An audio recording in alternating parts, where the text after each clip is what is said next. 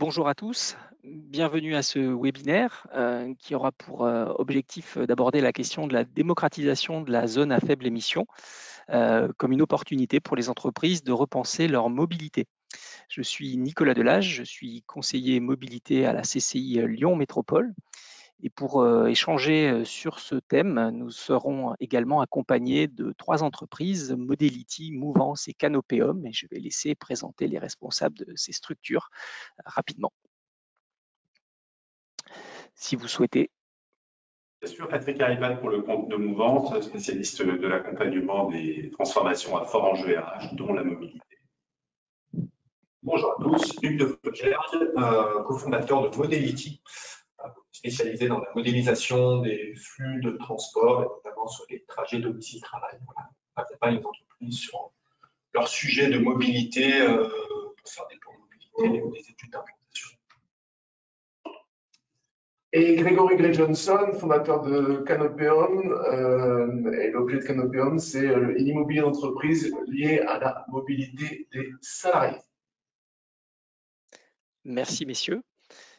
Petite présentation rapide, précaution avant le début de cette présentation. Donc les micros de chacun sont éteints, enfin en tous les cas des participants pour un meilleur confort d'écoute. Les questions seront possibles via le chat. Ce webinaire est enregistré, vous recevrez le lien de sa mise à disposition sur YouTube dès demain avec un questionnaire de satisfaction en fin de webinaire qui vous sera également transmis. On va attaquer désormais le sommaire, donc présentation en deux temps, une présentation de la ZFE de la métropole de Lyon, donc périmètre, calendrier, dérogation et aide. Et dans un second temps, nous aurons un atelier participatif présenté par les trois personnes qui viennent de se présenter et qui sera beaucoup plus interactif. Et donc, il faudra essayer de jouer le jeu via le chat mis à disposition. Donc la ZFE de Lyon, qu'est-ce que c'est? Quelles sont les restrictions? Concrètement, une ZFE, c'est un dispositif européen destiné à lutter contre la pollution de l'air liée au trafic automobile. L'objectif est donc d'améliorer la qualité de l'air.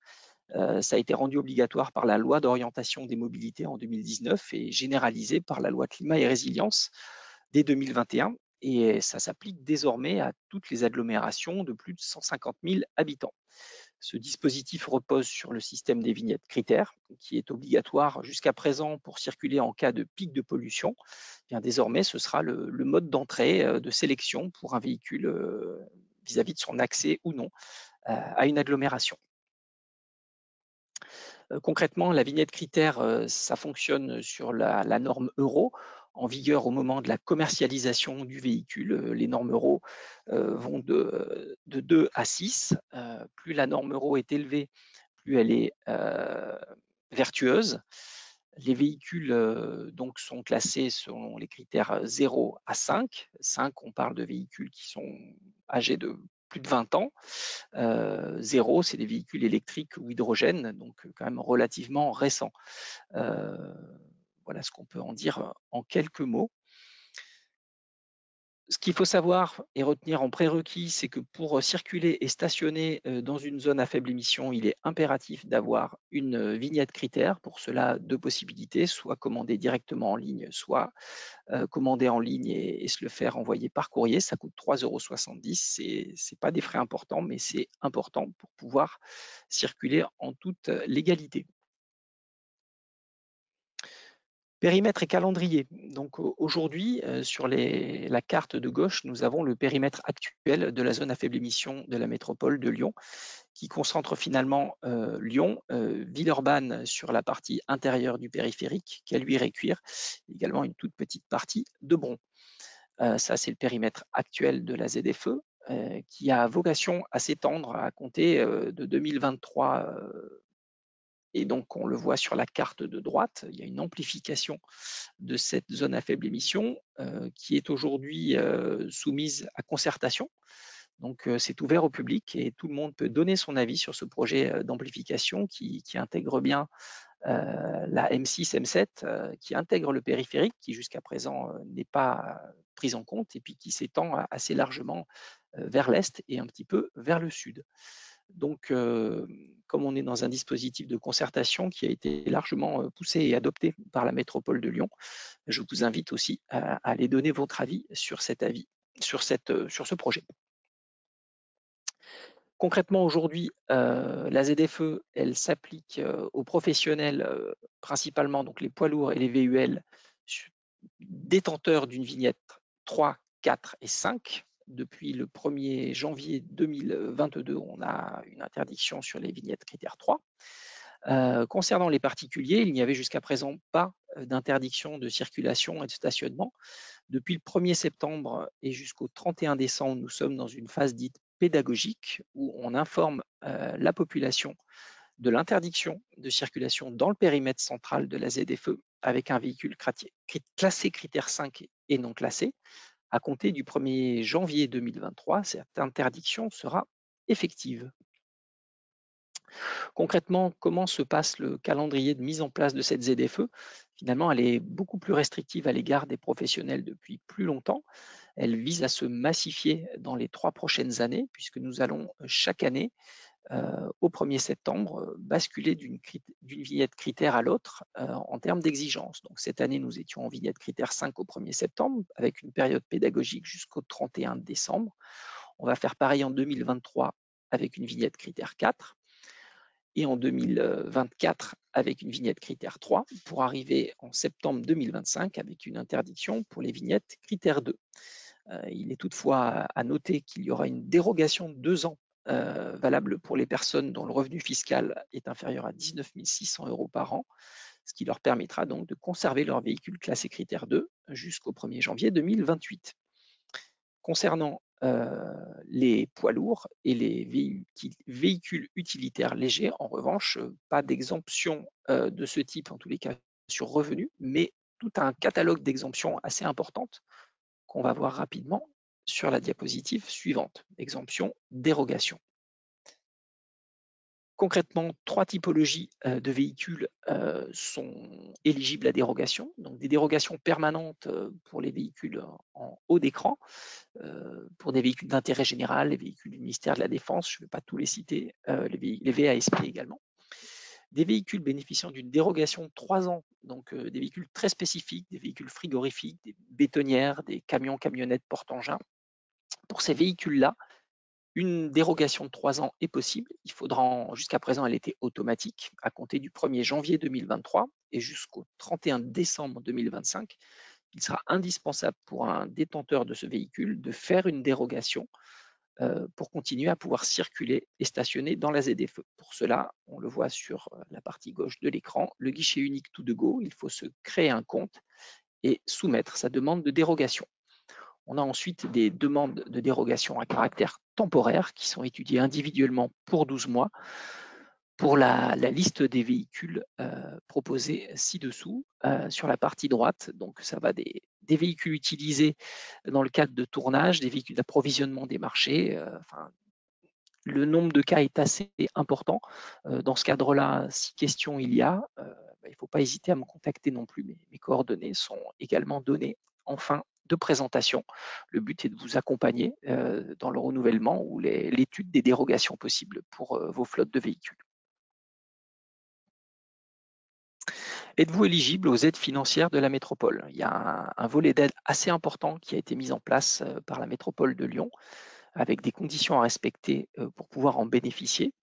Donc, il faut être premièrement une association ou une micro-entreprise ou une PME de moins de 250 salariés avec un chiffre d'affaires de moins de 500 millions d'euros ou un bilan inférieur à 43 millions d'euros. Toutes les formes juridiques sont possibles. Il faut impérativement un siège social, un établissement ou une succursale sur le territoire de la métropole de Lyon ou sur celui de la communauté de communes du Pays de Lauzon ou de l'Est lyonnais, sous réserve pour ces 2 dernières communautés de communes que le chiffre d'affaires réalisé sur ces zones soit au minimum de 20%.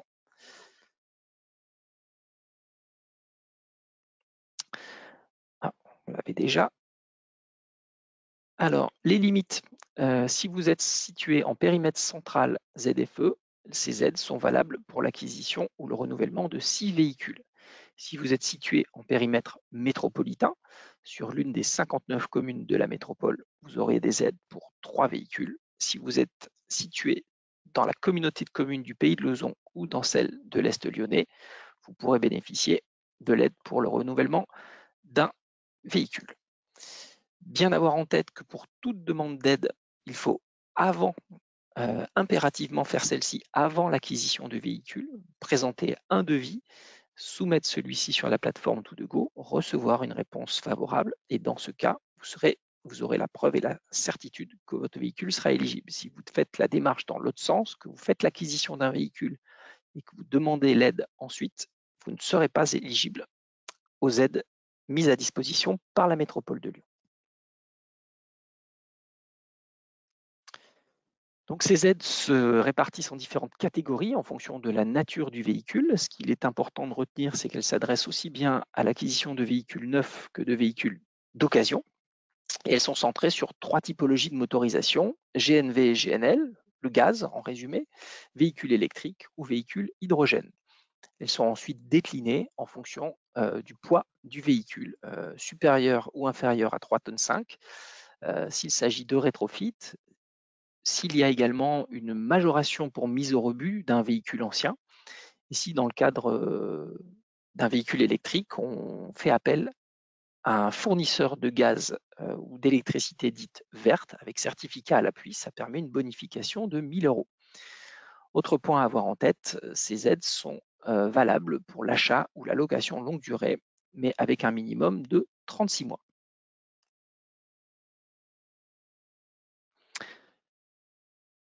En plus des aides de la métropole, on peut également cumuler celles-ci avec les aides financières de l'État concernant l'acquisition de poids lourds à faible émission, concernant la prime à la conversion, le bonus écologique, la surprime ZFE qui est mise en place pour une entreprise qui a déjà bénéficié d'une aide, et puis également avec le programme Advenir qui permet de subventionner une petite partie de l'installation de bornes de recharge.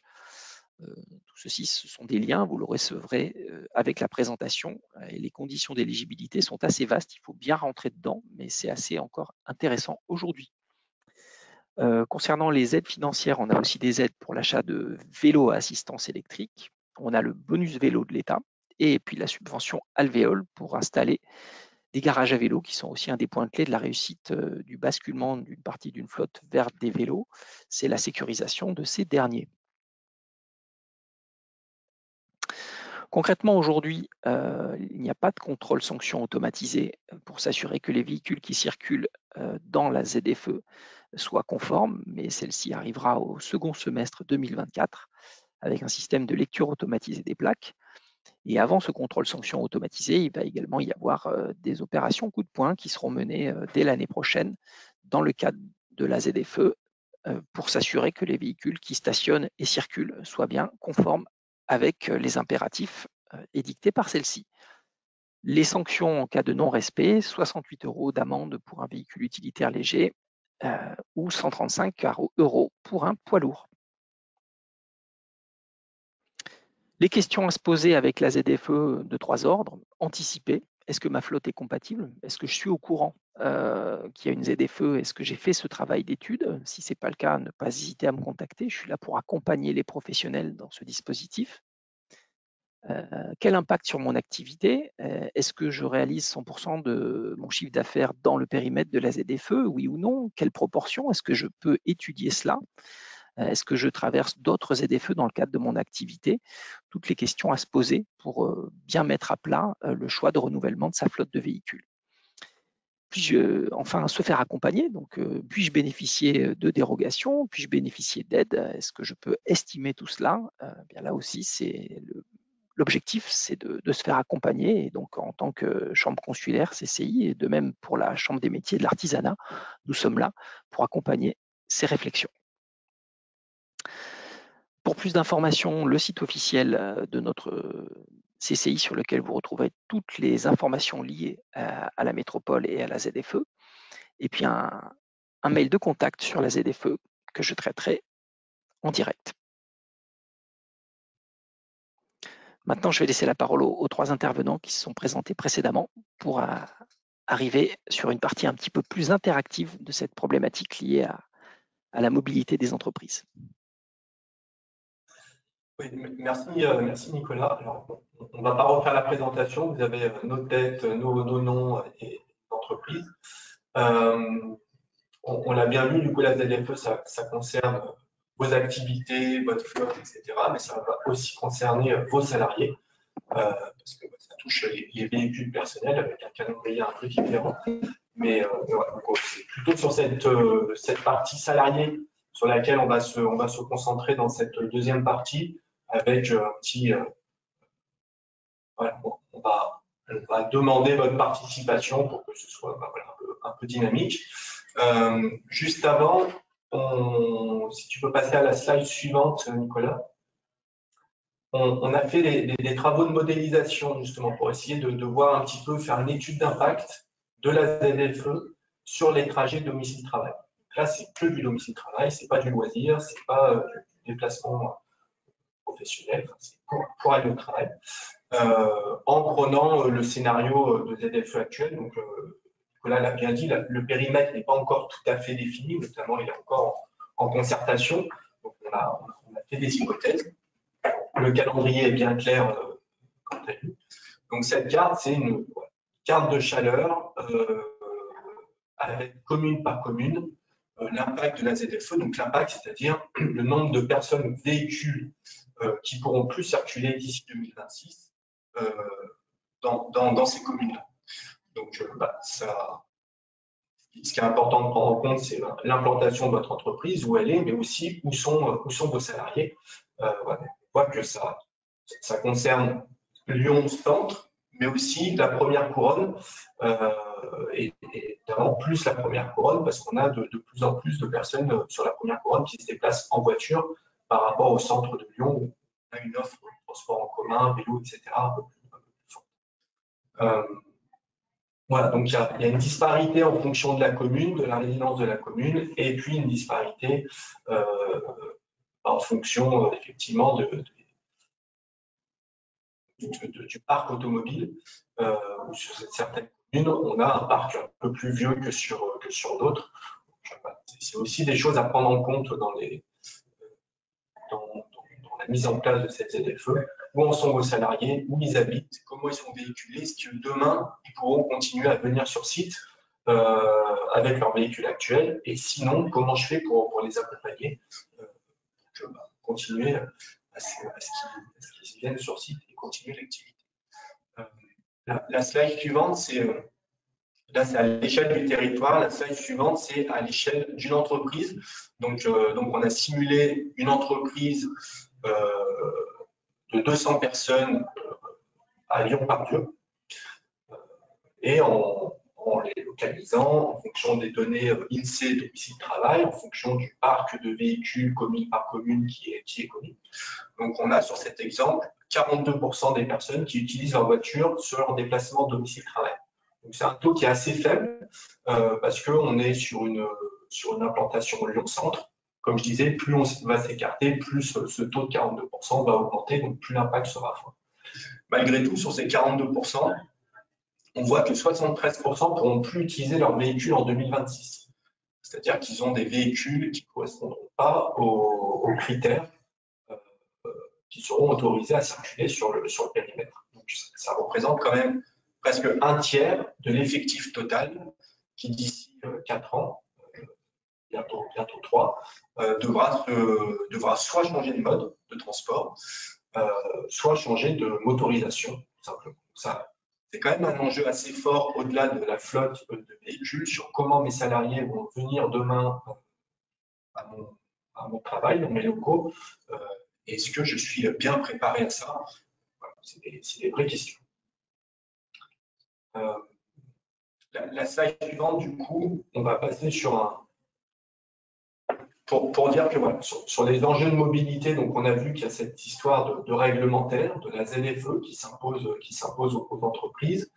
Il y a avec la loi LOM, il y a les questions de négociation annuelle obligatoire. Donc ça aussi, c'est un aspect réglementaire qui s'impose aux entreprises.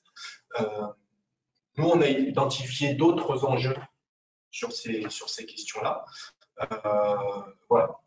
le but, c'est de discuter un petit peu avec vous pour voir un petit peu quels enjeux vous avez dans votre entreprise sur ces questions de mobilité, si vous avez identifié d'autres, et pour potentiellement voir que cette contrainte réglementaire, on peut aussi en faire une opportunité pour changer la manière dont on se déplace et changer un petit peu nos comportements en matière de déplacement. Je vais laisser la parole à Grégory qui va animer un petit peu cet atelier. Oui, bonjour à tous. Bonjour à tous. Alors déjà, on va réaliser une première aujourd'hui parce que généralement cet atelier, on le fait en présentiel avec un jeu de cartes, mais on va essayer de le faire à distanciel avec vous. Le but du jeu est de sonder un peu vos besoins et votre approche de cette échéance ZFE. En fait, avec Patrick et Hugues, à travers nos missions et les rencontres de nos clients, on se rend compte qu'il y a trois typologies de public. Il y a les entreprises qui sont en ce moment la tête dans le guidon et qui n'ont pas entendu parler de la DDPE ou qui en ont entendu parler mais qui le repoussent à plus tard. Les entreprises qui en ont entendu parler et qui voudraient faire quelque chose mais qui ne savent pas comment prendre la chose. Et les troisième catégorie, c'est les entreprises qui en ont entendu parler et qui veulent dès maintenant essayer d'anticiper. Et je pense que vous faites partie de cette troisième catégorie. Mais même pour cette troisième catégorie, on s'est rendu compte que les entreprises rentrent souvent par l'aspect solution, sans poser un diagnostic qui soit clair avant de prendre les solutions. Pour résumer et pour vous caricaturer un peu sur les entreprises à dominante tertiaire, on achète ou on loue des vélos électriques qu'on met dans le garage, au sous-sol, ou alors on électrifie la flotte automobile. Et on va se rendre compte qu'il y a beaucoup d'autres options et beaucoup d'autres solutions qu'on peut mettre en place, mais que d'abord, il faut passer par une phase diagnostique, donc le pourquoi. Quels sont les enjeux de votre entreprise en matière de mobilité? Je vous propose qu'on se gratte la tête ensemble et qu'on se demande pourquoi l'entreprise, dès maintenant, quelle que soit sa taille, doit s'intéresser et s'investir à la mobilité de ses salariés. Donc, je pense que là, Nicolas, tu vas pouvoir ouvrir un chat où vous pouvez lancer vos idées. Il n'y a pas de mauvaise réponse. Et nous, le but du jeu est de savoir aujourd'hui, pourquoi vous vous intéressez à cet enjeu de mobilité, pourquoi votre entreprise étudie le sujet et pourquoi elle devrait le faire s'il ne le fait pas. Alors, normalement, vous avez tous sur la droite de votre écran une petite fenêtre de paramètres dans laquelle il y a un module de chat qui devrait vous permettre de converser dans celui-ci. Je ne sais pas si vous le voyez. Nous, on le voit bien. Ouais. Comme l'audience est muette en respect des consignes, Oui. Nicolas, c'est très simplement, c'est leur proposer pendant une petite minute qui capture les principales idées relatives à la question qui est affichée à l'écran, à savoir celle des enjeux pour l'entreprise qu'il représente.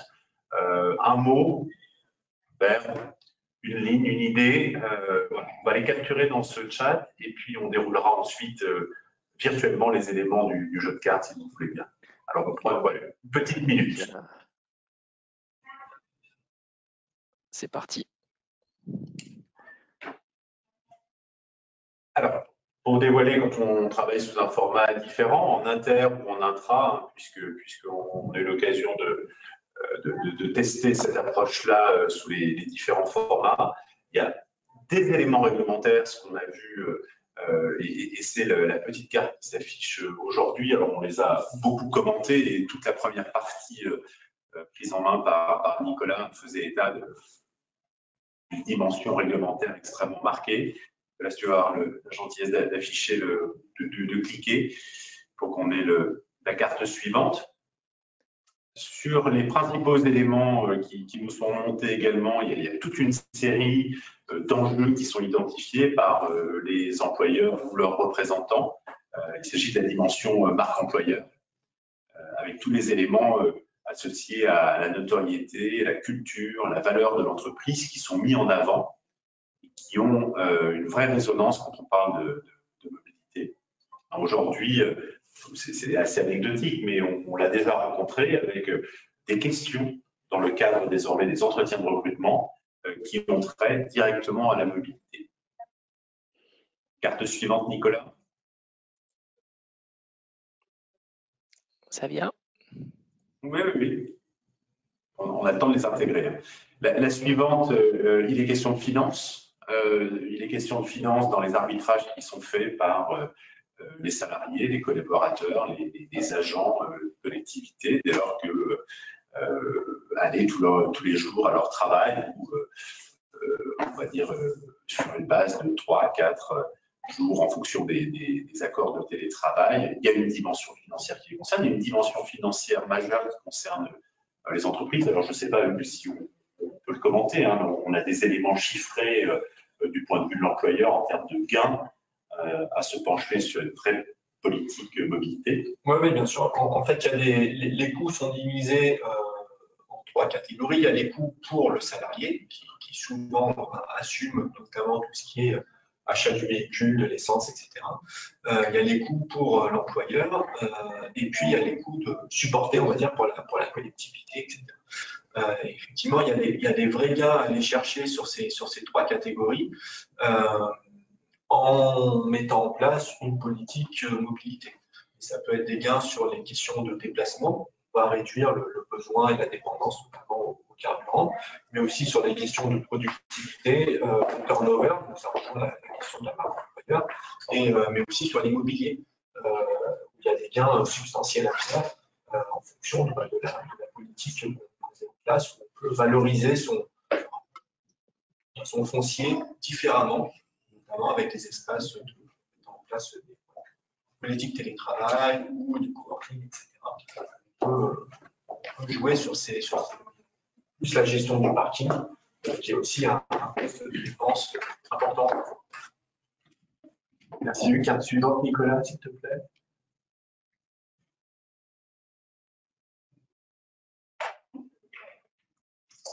Alors, on ne la voit pas s'afficher. Bon, nous, on la connaît, hein, mais si on peut l'afficher pour tout le monde, parfait.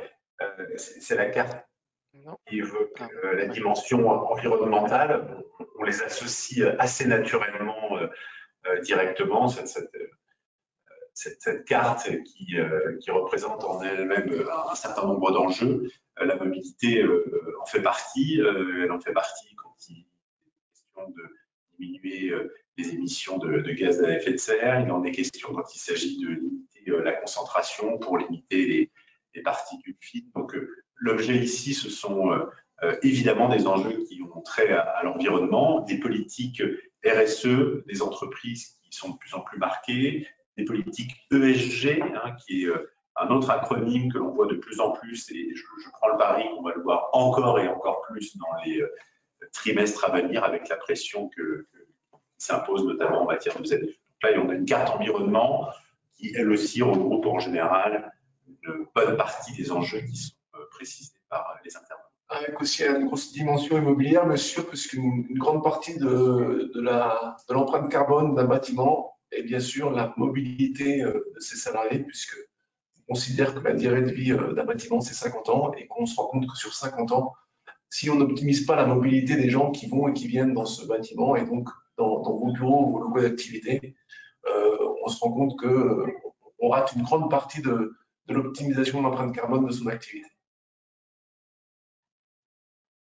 La carte suivante, Nicolas.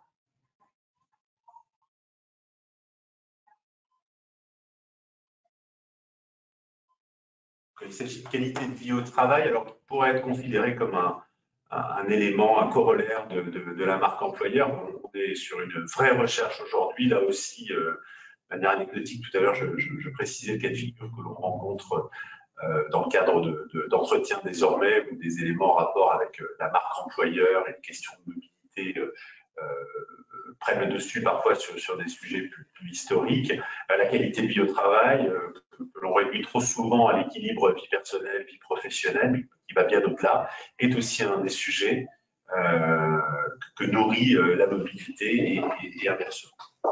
Et là, on a un vrai sujet qui concerne et les entreprises industrielles et les entreprises du tertiaire. C'est l'attractivité et la rétention des talents. On était en atelier avec les industriels, la zone industrielle de Meyzieux il n'y a pas longtemps.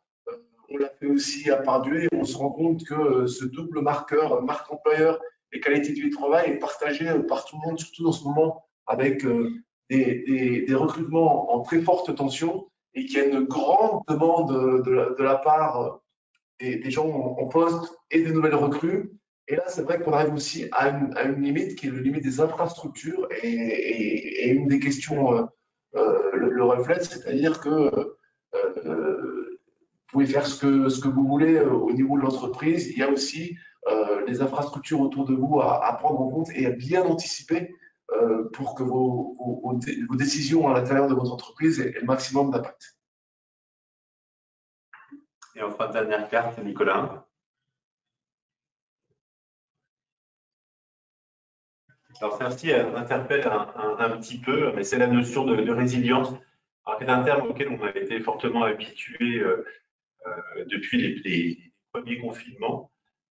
Mais là aussi, c'est une dimension extrêmement humaine, c'est comportementalement, on se retrouve avec des populations, salariés, collaborateurs, agents, qui se trouvent confrontés à toute une série d'éléments exogènes, externes à eux, qui vont engendrer ce comportement de résilience. Aujourd'hui, une forme de résilience vis-à-vis du pouvoir d'achat, une forme de résilience vis-à-vis de la pression environnementale, etc. Et donc, c'est une vraie composante que aujourd'hui on constate dans les retours qui nous sont faits du terrain, s'agissant encore une fois d'animation en intra comme en inter. On a une dimension résilience qui remonte très très régulièrement. L'expérience récente de manque de carburant dans les stations essence rejoint ça.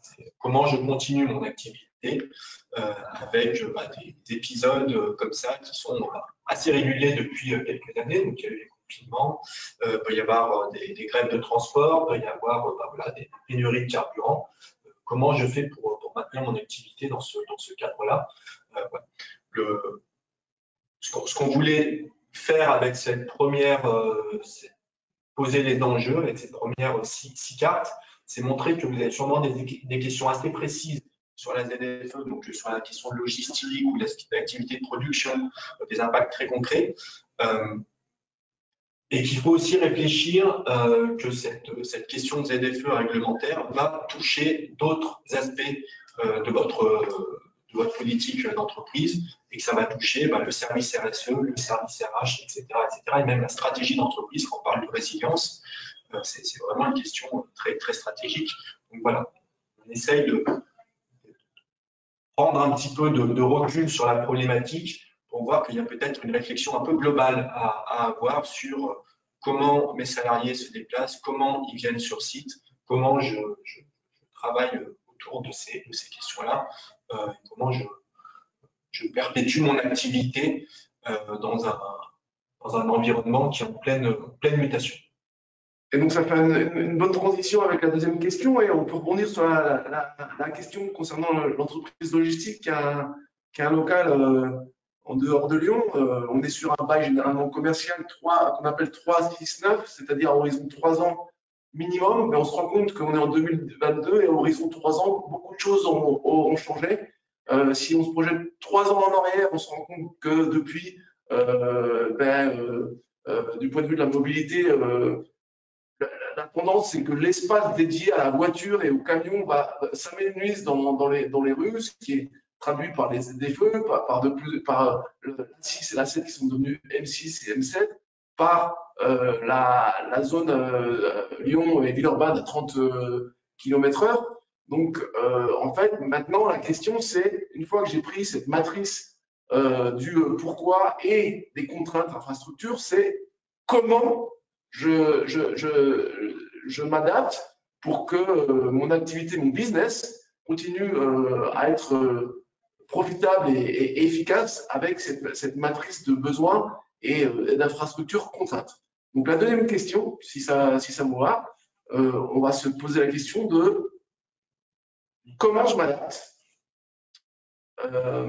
Et encore une fois, et ben là, on en a parlé, hein, le comment, voilà, vous avez la première réponse de nos clients et partenaires, généralement, c'est de diminuer l'intensité carbone de leur flotte et clairement de passer la flotte thermique en flotte électrique pour les entreprises qui ont des flottes de véhicules.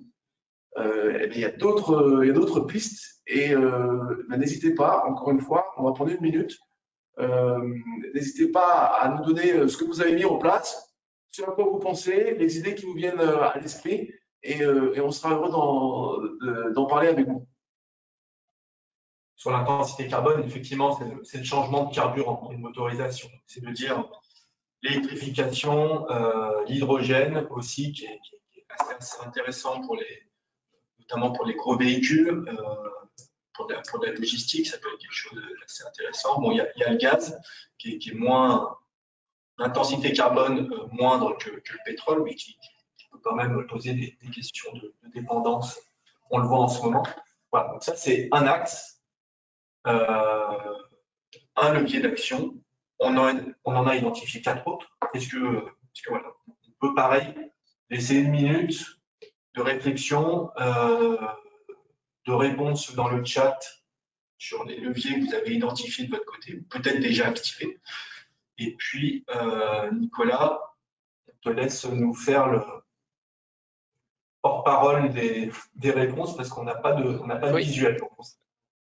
On continue de faire comme tout à l'heure, une minute pour poser vos questions ou vos suggestions, contributions sur les leviers d'action qui existent d'après vous pour répondre à la question des leviers d'action disponibles en dehors de l'intensité carbone.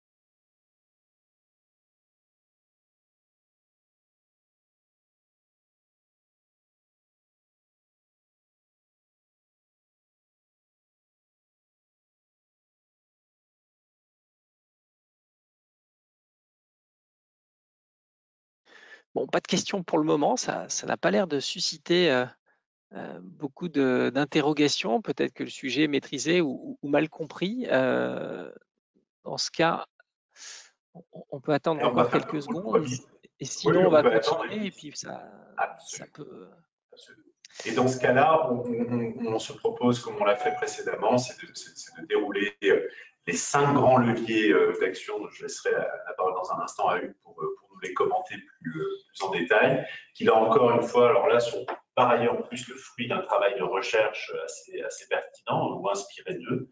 Et on a 5 leviers d'action qui ont été identifiés et vous verrez comme pour l'intensité carbone sur laquelle il a déjà dit un premier mot, ce sont de manière extrêmement récurrente les 5 principaux leviers sur lesquels on peut agir.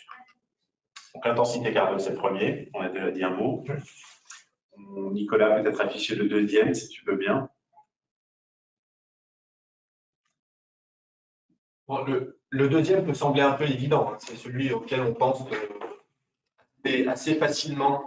Alors il y a l'électrification, mais voilà, c'est le report modal. Je passe d'un mode à un autre, donc ça peut être le vélo, transport en commun, marche, etc. Là, encore une fois, on est sur du domicile-travail, mais ça peut être aussi des activités de logistique, hein. Il y a pas mal de projets de cyclo-logistique actuellement, notamment pour le dernier kilomètre. Voilà. Comment on fait pour changer l'utilisation actuelle de nos voitures? Quel mode on peut utiliser, sachant que ça ne va pas du tout être les mêmes en fonction de la distance, de notre localisation, etc. On sait que les centres-villes sont une offre de transport en commun assez importante. Quand on est sur du milieu périurbain ou rural, ce n'est pas du tout les mêmes enjeux ou les mêmes offres. Donc, c'est peut-être une carte qu'on pourra activer moins facilement, ou en tout cas pas pour 100% des trajets. Et on peut aussi parler donc, pour les entreprises dans la production, qui ont besoin de surface de stockage. Une des réponses de la métropole, et là, ça répond en partie à la première question, comment on facilite les flux dans ce contexte, c'est le but du jeu est de créer des surfaces de stockage qui sont proches ou à l'intérieur du périph'. Donc, on peut citer un exemple de l'hôtel logistique urbaine HLU à Gerland Sud qui va faire 30 000 m², pour que les entreprises aient une plateforme d'éclatement à proximité à l'intérieur du périph', et ensuite leur faciliter la logistique d'un kilomètre avec de la vélo logistique, des moyens décarbonés. Alors, je sais que ce n'est pas une baguette magique, qu'on rajoute plutôt des contraintes, mais en fait, c'est la solution infrastructure qui est déroulée pour l'instant pour permettre des flux logistiques le plus décarbonés possible à l'intérieur de la métropole. Oui, sur la carte, ça n'apparaît pas, mais il y a le fluvial aussi, qui est une ville innervée par deux fleuves, un fleuve et une rivière, donc il y a pas mal de flux qui peuvent aussi transiter par ce canal-là. La troisième carte, je l'ai un peu dévoilée, Nicolas, c'est l'efficacité énergétique. Donc là, pareil, on est assez dans la technologie, comme l'intensité carbone, où on va pouvoir jouer sur la performance sur la motorisation, on consomme moins, etc. Mais ça peut être aussi réduire la taille des véhicules. On a une tendance à avoir des véhicules toujours de plus en plus gros, de plus en plus lourds, pour des questions de sécurité, mais pas que. C'est peut-être une tendance à inverser, parce que moins on a de poids à déplacer, moins on a besoin d'énergie pour le faire bouger. Il y a une question d'éco-conduite aussi, potentiellement juste en changeant cette façon de conduire, on peut avoir des gains jusqu'à 10%, donc ça peut être un levier assez intéressant finalement si on n'a pas d'autres solutions en fonction de là où on habite et de l'offre alternative. Voilà, donc cette carte efficacité énergétique est un complément aux deux autres. Et puis qu'il y a un côté vertueux, je me permets d'ajouter aussi, dans le sens où qui dit moins de poids, moins de matière, donc c'est aussi moins de coûts logiquement à l'achat. Une batterie plus faible coûte moins cher à produire, et donc nécessairement les commercialiser moins cher. Le véhicule qui l'entoure est moins cher, et donc sur des trajets pendulaires domicile-travail, on n'a peut-être pas besoin d'un véhicule surdimensionné. Pour ceux qui ont impérativement besoin d'un véhicule pour lequel le report modal n'est pas possible, ça peut être aussi une solution.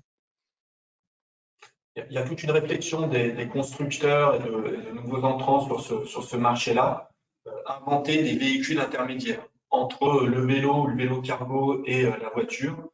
On peut avoir toute une gamme de vélos intermédiaires assez légers, avec on peut parcourir des kilomètres, 15, 20, 30 km, etc.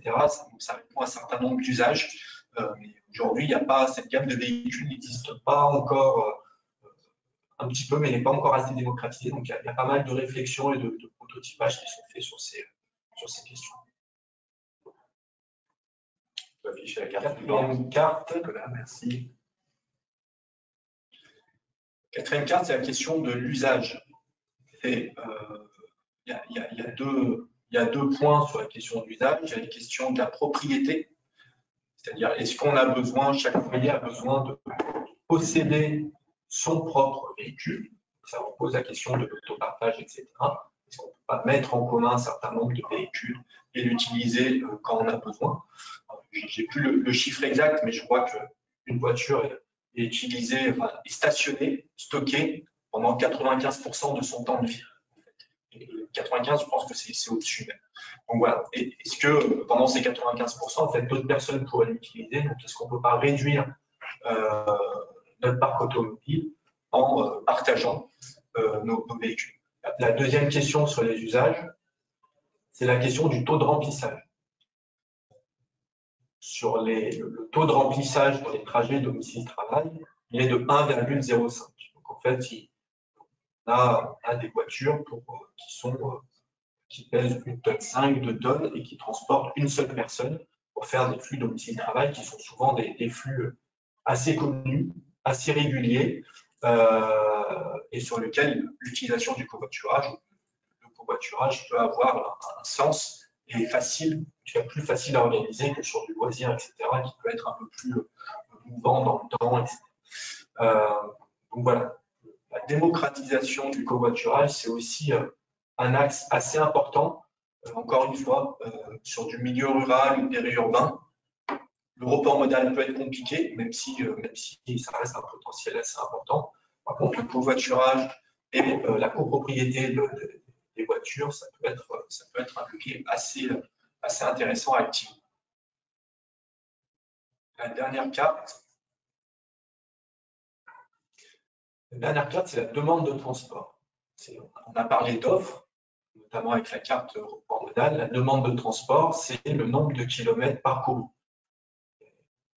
La tendance est à la hausse depuis à la fin de la Seconde Guerre mondiale, c'est-à-dire qu'on se déplace toujours, on a un volume de temps, un forfait de temps qui reste à peu près stable. Il augmente un petit peu, mais globalement, il est assez stable, quand même assez constant. Le nombre de déplacements qu'on fait dans la journée, il est assez stable dans le temps aussi.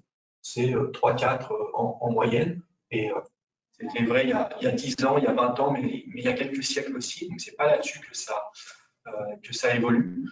Par contre, la distance évolue fortement.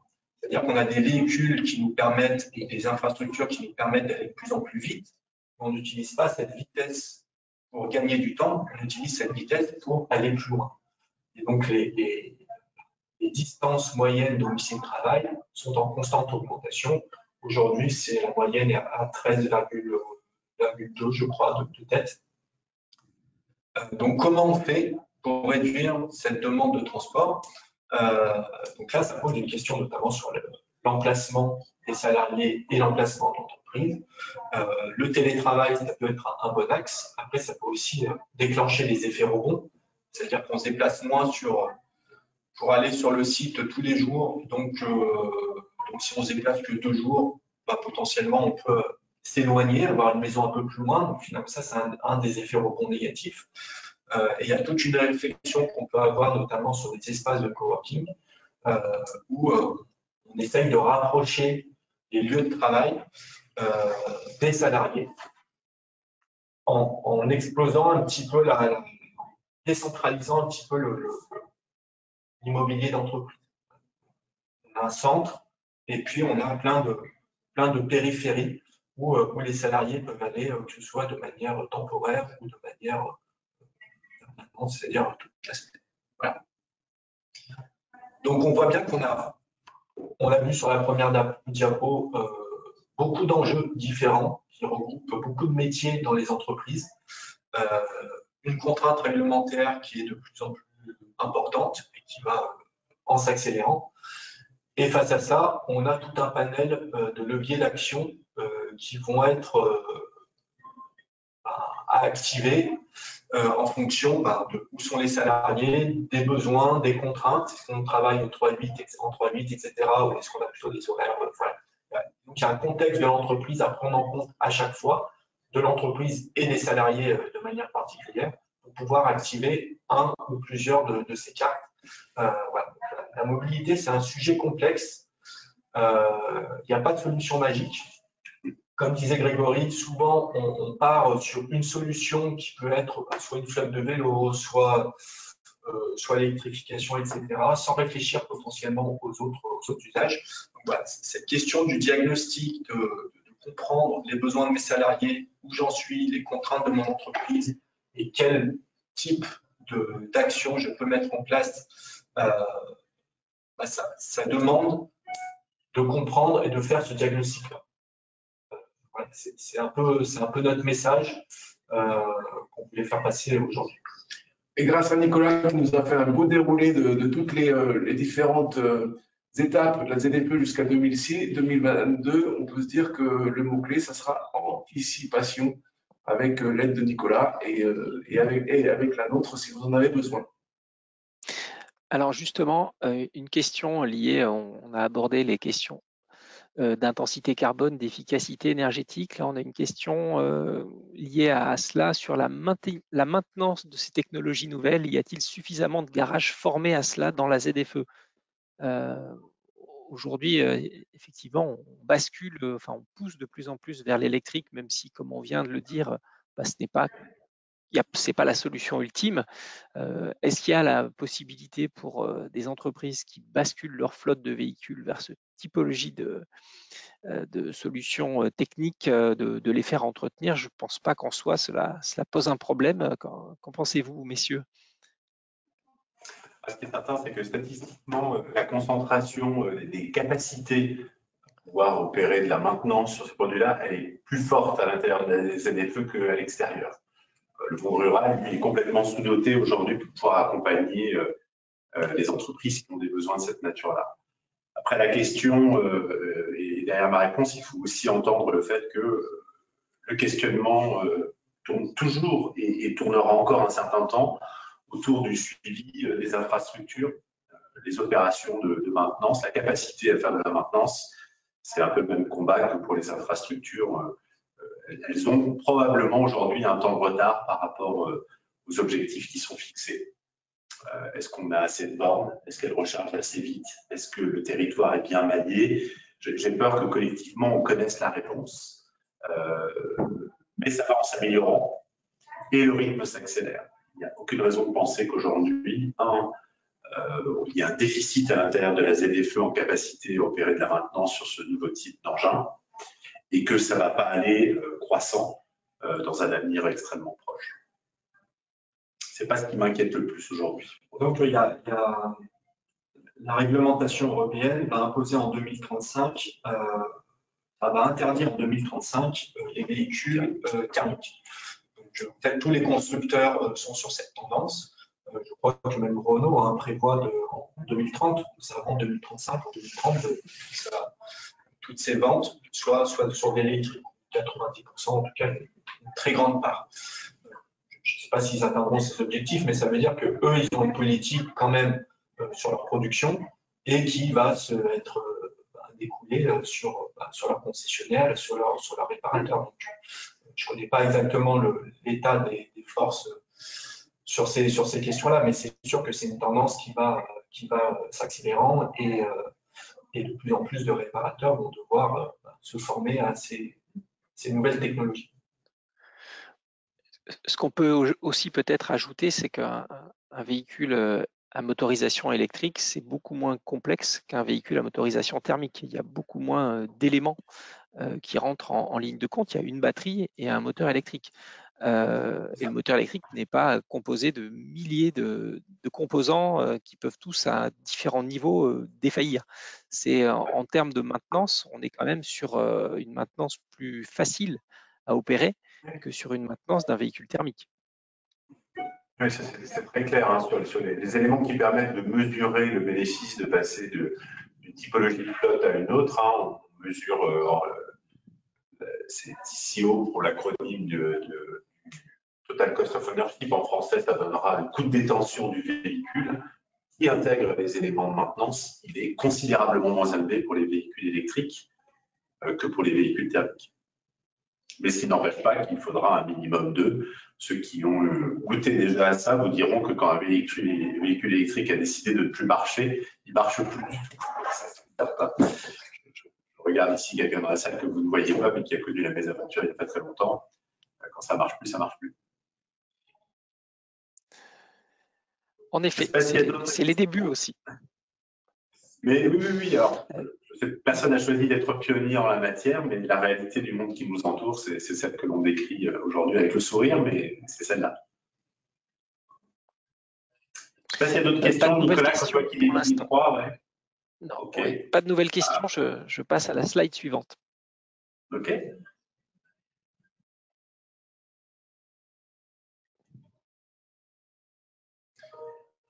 C'est une synthèse de ce qu'on a évoqué à l'instant. Ce qu'on proposait, je ne vais pas paraphraser Grégory qui démarrait finalement ce petit atelier de cette manière-là, en disant que la tendance naturelle et qui était probablement piégeuse et un vrai ennemi en la matière, c'était de trop penser en solution.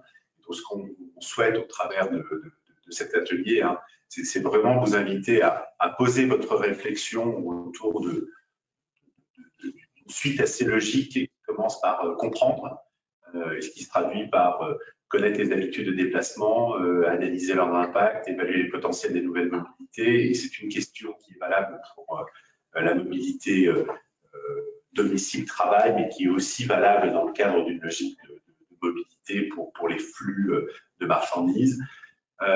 C'est une étape qui précède l'étape 2 qui est agir. Dans ce cas-là, quand on s'adresse à la mobilité domicile-travail, eh bien, nous, ce qu'on propose véritablement, parce qu'on a des retours d'expérience qui sont très positifs, c'est de construire des plans d'action avec les salariés, d'aller chercher des solutions qui les concernent pour être le plus efficace possible et faire en sorte de lever les grands freins au changement qui ne sont pas que des freins d'infrastructure, hein, contrairement à notre échange précédent. C'est de connecter les plans d'action avec des enjeux de l'entreprise. Ça, je pense qu'on a assez fortement insisté là-dessus. Et des enjeux qui sont propres à chaque entreprise. Ce sont parfois des enjeux plutôt liés aux ressources humaines, d'autres fois des enjeux liés à la RSE, d'autres fois à l'immobilier. Ça se considère, quand ce n'est pas d'ailleurs les trois en même temps ou un beau et mélange savant. Cette étape-là, elle doit permettre aussi de passer à la troisième, qui est d'évaluer. Et dans ce cas-là, c'est de construire des tableaux de bord, d'être en capacité de suivre des objectifs pour enfin mettre en place et à jour des plans d'action dans la durée qui correspondent aux besoins, aux attentes des salariés. C'est une seule slide, c'est uniquement 3 verbes d'action qui vous sont proposés ici. On peut vous dire par retour d'expérience qu'il constitue le fil conducteur de projets réussis s'agissant de questionnements autour de la mobilité. Et la ZFE, qui était la phase introductive de notre échange, ne déroge pas à la règle. On a besoin de comprendre ce que l'on espère vous avoir aidé à faire aujourd'hui avant de pouvoir agir. Et pour agir dans le temps, il faut être en capacité d'évaluer. Voilà, en substance, mes chers camarades, hein, je pense que les 3 messages que l'on pouvait délivrer. Merci pour cette conclusion et merci à tous. Merci à tous. Je préciserai pour ceux qui ont encore des questions qu'il est possible de toujours nous contacter sur les différentes adresses mail que vous avez reçues, qui vous ont invité à participer à ce webinaire ou sur les slides où il y a également des coordonnées. Moi, je ferai suivre aux personnes concernées directement. L'idée, c'est que voilà, vous ne restiez pas sans réponse s'il y en a encore qui n'ont pas trouvé de réponse aujourd'hui. Et qu'on sera heureux de procéder à cet accompagnement, quelle qu'en soit la forme. Je vous remercie à tous d'avoir participé à ce webinaire. Comme je le disais, il sera visible en replay dès demain. Vous recevrez la présentation qui vous a été proposée également et vous allez recevoir juste après là, à chaud, un webinaire, un questionnaire d'évaluation de ce webinaire. Donc n'hésitez pas à prendre quelques secondes pour nous dire ce que vous en avez pensé. Merci à tous et bonne journée. Bonne journée à tous. Au revoir.